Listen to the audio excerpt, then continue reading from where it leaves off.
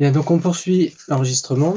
On était en train de dire que, de manière informelle, avec un tel calcul de dérivation de la connaissance, on avait simplement une recherche d'une preuve en termes d'application de règles, à partir d'axiomes de départ. Le problème étant que, pour la logique des prédicats, de manière générale, en toute généralité, l'existence d'une preuve pour un énoncé est indécidable. D'accord ? Puisque ça a été montré dans les années 30 par Church.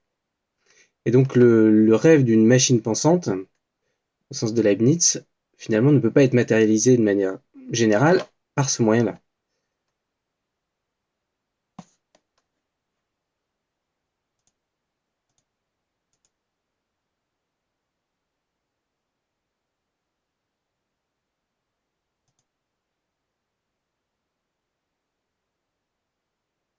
L'important ici est que finalement le traitement de la connaissance a besoin d'un certain contrôle.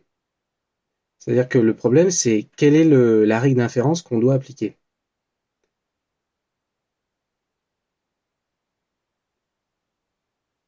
Et un autre point important, c'est que souvent la connaissance peut être formulée en termes de règles et de faits. Donc c'était les deux points qui, malgré le fait que ce système la théorie de la preuve en fait n'est pas la panacée pour créer une machine pensante et pour générer une manière tout générale, en fait on a extrait ces deux points qui sont que on a besoin d'un certain contrôle par rapport à la théorie de la preuve, c'est quelle règle de dérivation est-ce qu'on choisit, à quel moment, à un moment donné. Et puis la prise de conscience, je dirais,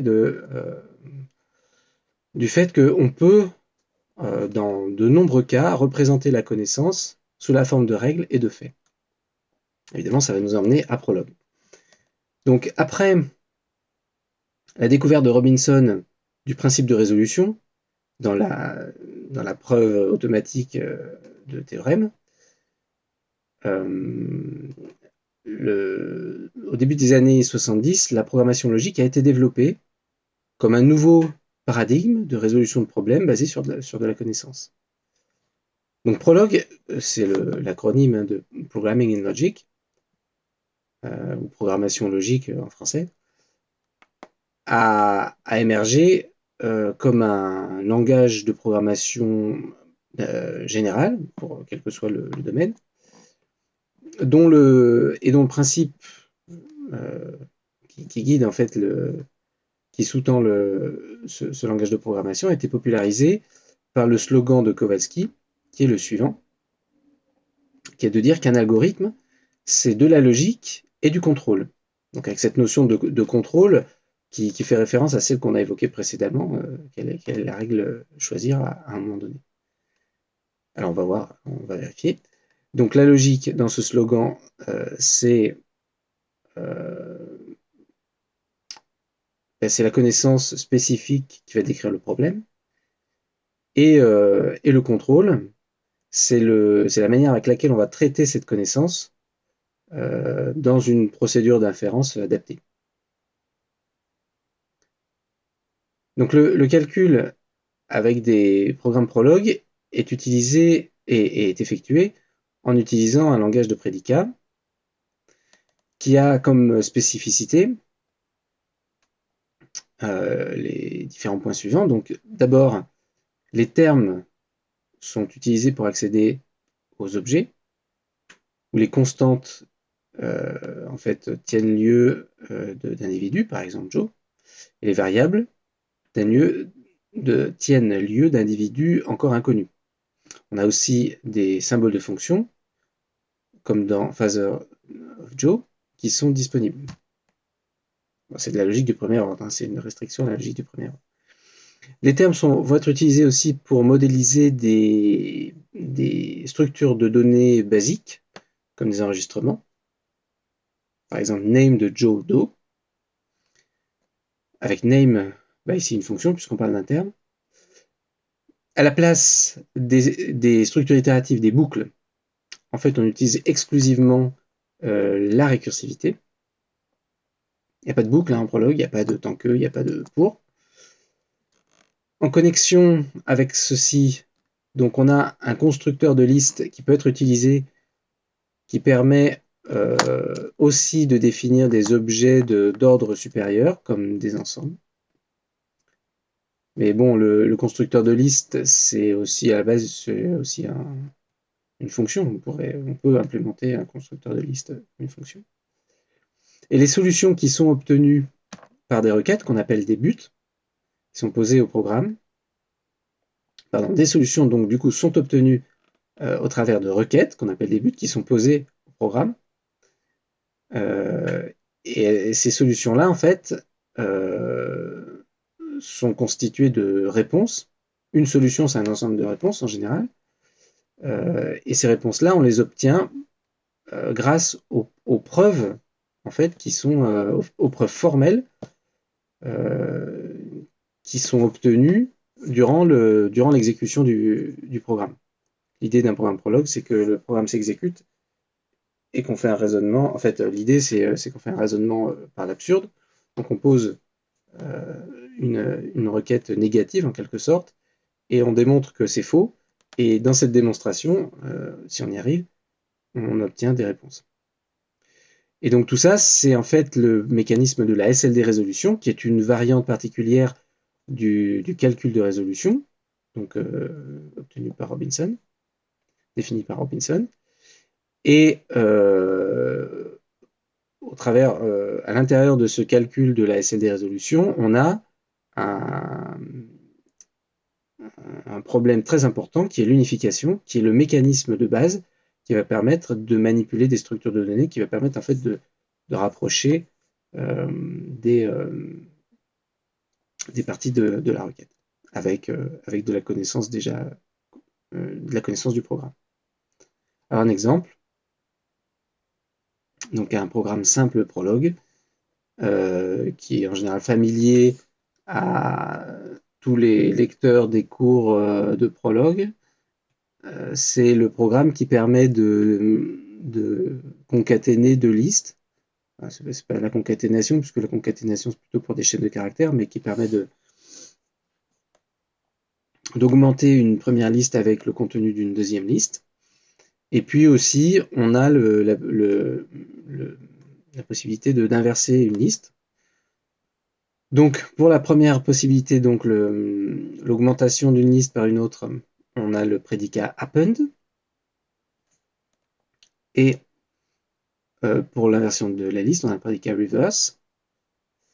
Alors, c'est expliqué juste après, donc je ne vais pas me lancer dans des explications en live. Je vais suivre celles qui sont indiquées. Alors, le programme, donc ci-dessus définit récursivement les prédicats append de x, y, z et reverse de x, y. Donc le deuxième est basé sur le premier, d'accord. Le reverse utilise append. Et donc en posant une requête sur ce programme, on peut par exemple inverser des listes. Par exemple, pour inverser la liste ABC, on peut poser la requête en utilisant le prédicat reverse. Premier argument du prédicat, on donne la liste qu'on veut inverser, ABC. Et deuxième argument, on laisse une variable, ce qui signifie qu'on va vouloir trouver toutes les valeurs par lesquelles on peut remplacer cette variable pour que le prédicat reverse soit vrai. Et donc une preuve de cette requête aboutit à une substitution x qui est égale à la liste CBA, qui nous donne donc la réponse. On peut aussi poser des requêtes pour permettre de raisonner en génération arrière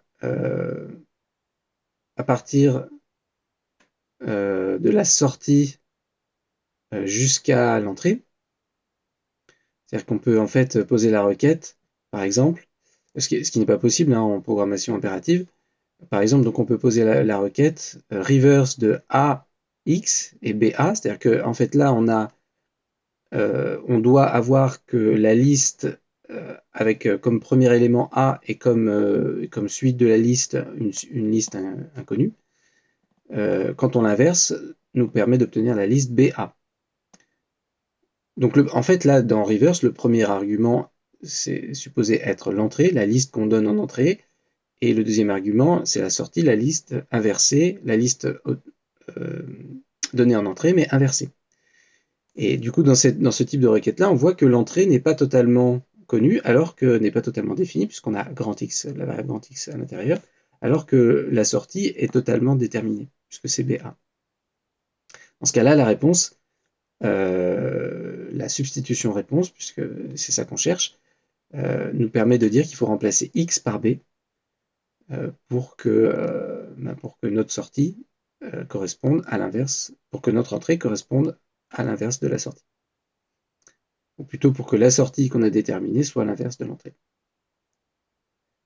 Donc du coup, on peut peut-être passer 2 minutes à expliquer, parce que là, il y a que des exemples à expliquer le programme. Donc revenons sur le prédicat append. En fait, ici, c'est donc on définit le fait, on a 3 arguments. Dans append, on a le premier argument, si je prends la version avec les 3 arguments très clairement exprimés, c'est-à-dire celle qu'on a ici. Je vais donc la surligner en jaune maintenant, voilà. Append de x, y, z. Dans append de x, y, z, si on avait la documentation associée à la définition de ce prédicat, c'est-à-dire aux règles 1 et 2, on aurait des explications qui nous diraient que x et y sont les deux listes qui doivent être données en entrée, et que z, c'est la liste qui résulte de l'augmentation de x avec les éléments de y à la fin. En gros, la concaténation de x, y. Donc pour définir cette opération de concaténation de liste, si on veut faire rapide, on a un premier cas qui est la règle 1, dans lequel on dit si le premier argument c'est la liste vide, ça c'est la liste vide, ce qu'on a ici là en jaune c'est la liste vide. Si le premier argument est la liste vide et que le deuxième argument est une liste quelconque, donc on donne une variable, alors la concaténation des deux, c'est la liste quelconque, donc c'est x. Et la deuxième règle, donc la règle numéro 2, nous définit la concaténation de liste de la manière suivante. Si on suppose qu'on a une liste xy en premier argument et une liste z, alors le format de la liste xy, c'est quoi? C'est x est un élément et le premier élément de la liste, et la grande barre nous dit que y, c'est pas un deuxième élément de la liste, mais c'est la sous-liste qui est constituée de tous les éléments sauf le premier. Donc si on a en entrée ces deux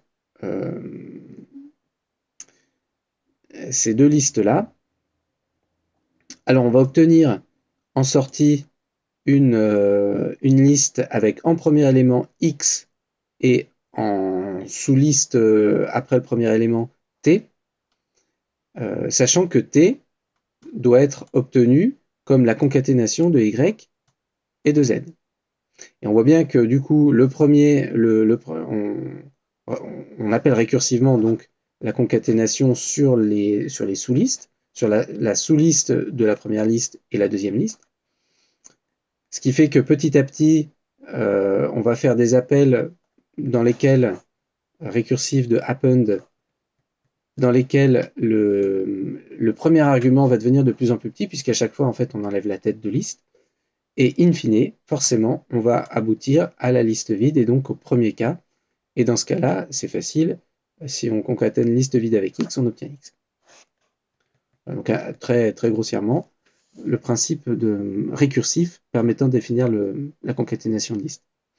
Ensuite, pour définir l'inversion de liste, donc reverse prend x et y en argument. X, c'est l'entrée, on l'a dit, et y, c'est la sortie. C'est supposé être la liste x, mais inversée. Donc le premier cas d'arrêt de la définition récursive de reverse, c'est le cas de la liste vide, comme d'habitude, avec des listes. Bien sûr, si on cherche à inverser la liste vide, on obtient la liste vide. C'est l'objet de la règle 3.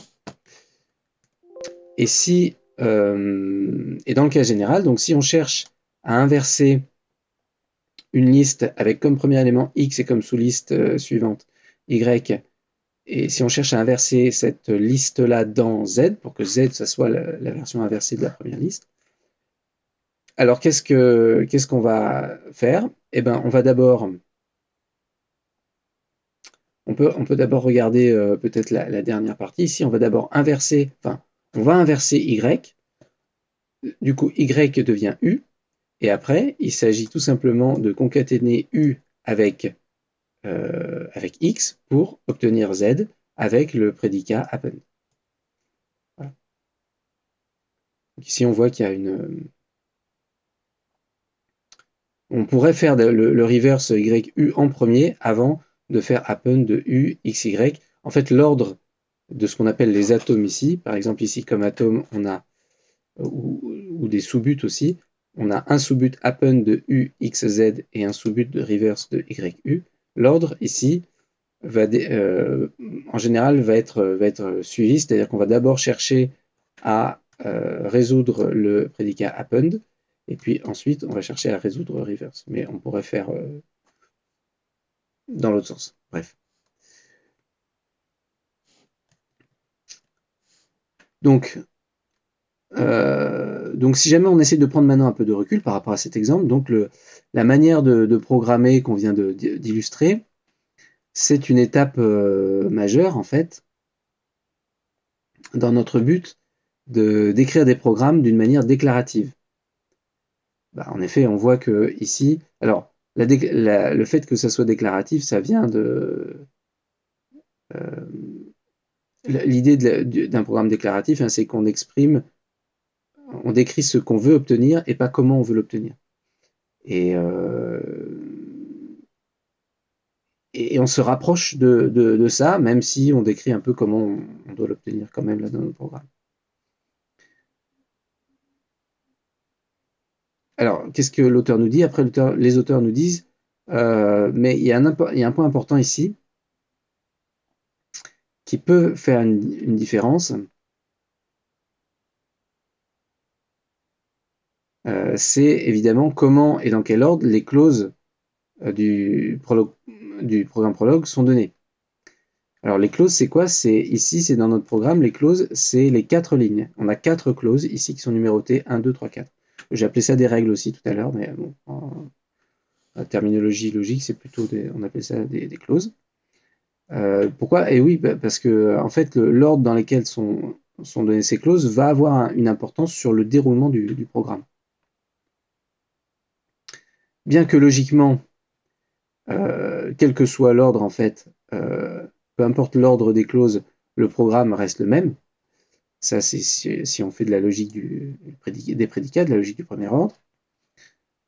C'est ce que j'expliquais tout à l'heure. On a l'ordre des clauses qui est important, mais à l'intérieur de chacune des clauses, l'ordre des atomes ou des sous-buts est important.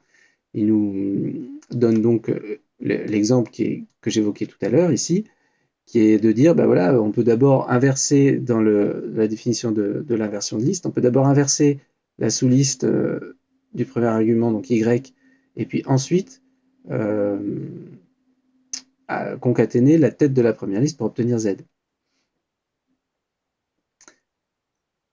Et alors si jamais on fait ça, et si jamais on pose la requête suivante, dans laquelle on fixe la sortie, c'est-à-dire la liste une fois qu'elle a été inversée, et donc qui doit être B, C, DB. Et si jamais on dit que l'entrée, ça doit être une liste qui commence par A, en réalité, l'évaluation ne va jamais terminer. Si jamais on prend la SLD résolution classique, hein, de base, on va dire. L'évaluation ne termine pas. Alors, elle ne termine pas, ou alors on peut dire qu'elle va être arrêtée parce qu'en fait, on n'aura plus de mémoire voilà, pour stocker les appels intermédiaires et on n'aura aucun résultat. Donc ça, c'est un problème bien connu de la programmation logique. On peut avoir aussi des comportements du même type. Voilà, si jamais on n'a pas si jamais on met pas les clauses dans le bon ordre, notamment si jamais si jamais les clauses 1 et 3, on les met après les clauses 2 et 4, par exemple, C'est-à-dire les conditions d'arrêt des récurrences, on les met, enfin des récursions, on les met après, donc forcément on va d'abord faire un nombre infini d'appels aux clauses qui ne sont pas les clauses d'arrêt des définitions récursives, et donc forcément ça ne s'arrêtera pas.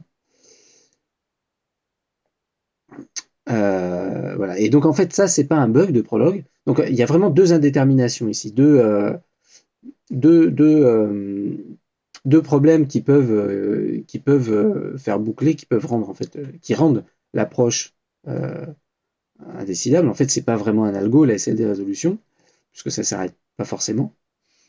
Voilà, c'est pas, mais ça c'est pas un bug de Prolog. C'est vraiment, ça fait vraiment partie de la SLD résolution en tant que telle, et donc de la plupart en réalité enfin, d'un certain nombre d'implémentations Prolog, enfin même de l'approche de Prolog d'une manière générale. Euh, voilà, parce que en fait Prolog est basé sur un algo d'inférence qui est juste, c'est-à-dire que tout ce qu'on va générer avec Prolog, ben, c'est vrai, mais c'est incomplet. C'est incomplet parce qu'en réalité c'est pas vraiment un algo. Alors, on a des opérateurs qui ont été rajoutés en plus, comme la coupure, le cut, qui nous permettent de délaguer en fait l'arbre de recherche à un moment donné, quand on suppose qu'il faut le faire, quand le programmeur suppose qu'il faut le faire. Mais bon, on risque, si le cut est mal utilisé, on risque d'avoir de perdre des solutions en élaguant des branches qui pourraient nous amener à des solutions. Mais bon, on a des moyens quand même d'affiner un peu le contrôle de l'algorithme d'évaluation. D'une manière générale, on a dit tout à l'heure que avec Prolog, on s'approchait d'une approche déclarative. Euh,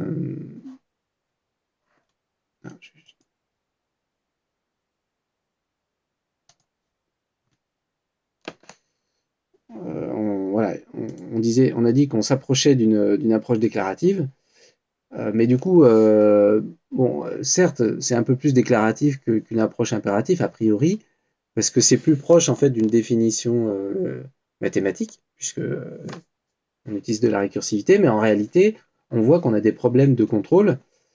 Et les problèmes de contrôle, c'est typique d'une approche impérative. Dans une approche complètement déclarative, on ne devrait pas avoir de problème de contrôle. On ne devrait pas, dit plus précisément, dans une approche déclarative, on ne devrait pas, le programmeur ne devrait pas avoir à se soucier de la manière avec laquelle, de l'impact avec lequel, enfin, d'un éventuel impact de sa définition de programme dans le contrôle de l'algorithme, en réalité. Or là, c'est vraiment le cas, puisque là le programmeur va choisir un ordre des clauses, et à l'intérieur de chaque clause, vous allez choisir un ordre des sous-buts, des atomes, et ça va avoir un impact sur l'exécution de l'algo. Donc ça veut dire que c'est pas complètement déclaratif, pour le moment.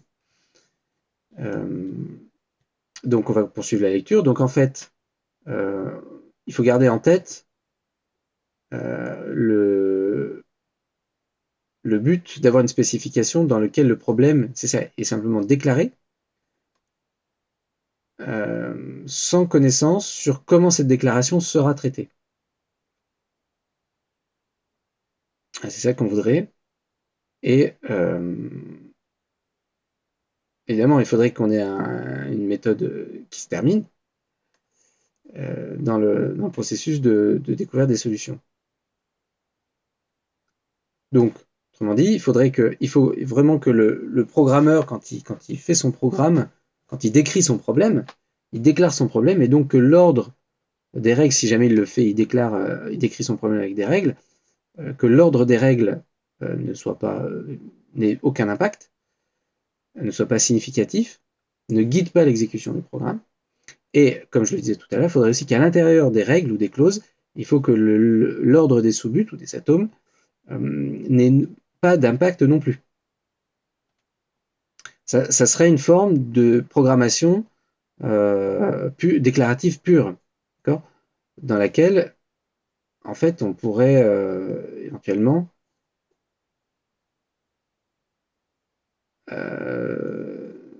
traiter le problème de l'efficacité, résoudre le problème de l'efficacité, on pourrait aborder l'efficacité de la résolution du problème d'un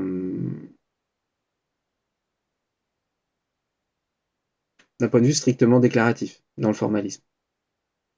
Bref, ça permet, enfin, si je comprends bien, là, je suis pas sûr de bien comprendre la phrase, ça permettrait de vraiment focaliser sur le problème et de pas s'intéresser au problème d'efficacité, en fait. Voilà, c'est vraiment découpler ça. Laisser le problème de l'efficacité à celui qui va créer le moteur d'inférence, et le programmeur après qui va lui décrire son problème, le soulager de tout ça.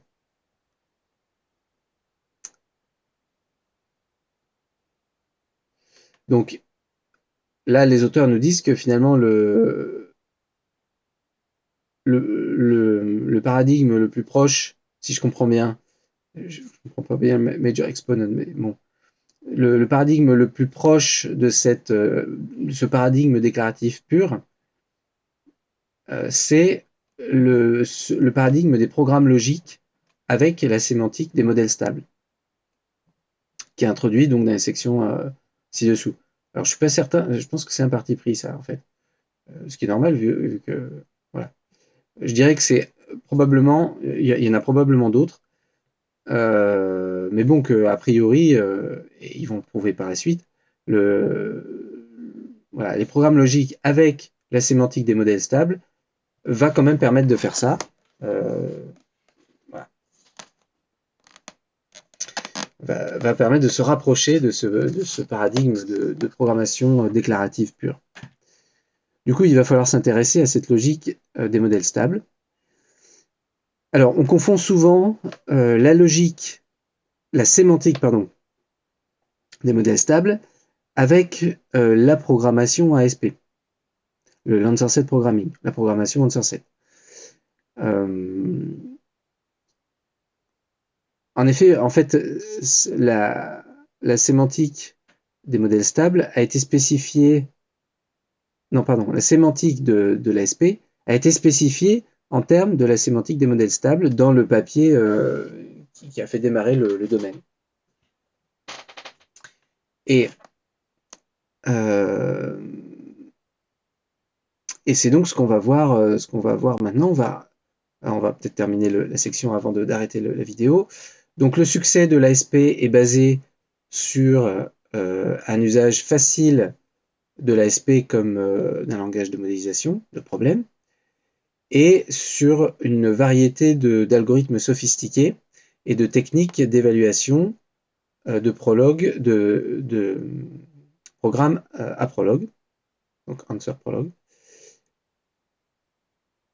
qui en fait trouvent leur origine dans la communauté de la recherche sur la complexité computationnelle des tâches de raisonnement pour de tels programmes. Donc la complexité du raisonnement ASP est bien connue, et une image détaillée de celle-ci et de ses extensions les plus importantes peut être trouvée dans la littérature. Donc ici il y a un article, l'article 12 qui est cité.